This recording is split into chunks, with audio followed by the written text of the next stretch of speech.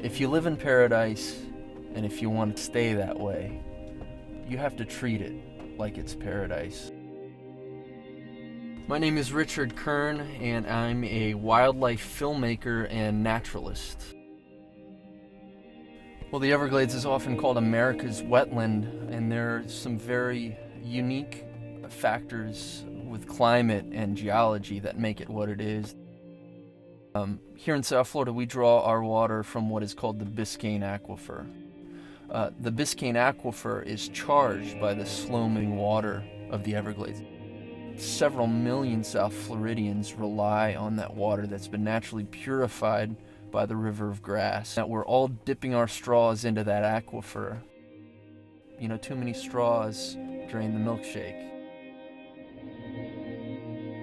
It feeds into Biscayne Bay and Florida Bay. It is a crucial place where a lot of our fish spawn, are born and raised. They spend their nursery years in the mangrove fringe. It really sustains us in South Florida in more ways than one. There was a real assault on the Everglades over several decades of canals being dug and roads being built, with the main idea being to drain the water from the Everglades. Huge task, and they did, unfortunately, amazingly well. One of the most dire threats to the Everglades is the Everglades agricultural area. It's really at the birthplace of the river of Grass. And you have these vast areas of sugarcane primarily and tomato fields.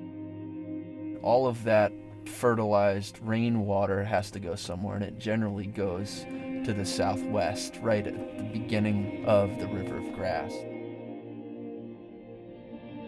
If I could look ahead 50 years, I wish I could say that the portrait I'm looking at of the Everglades was a rosy one. Unfortunately, I'm not that optimistic.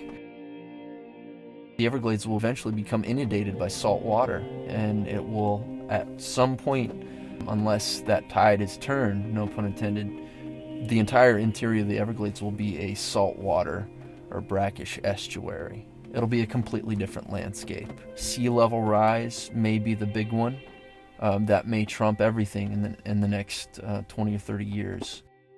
I think there will be some sort of an equilibrium that's reached if we kind of stop putting our fingers into the pot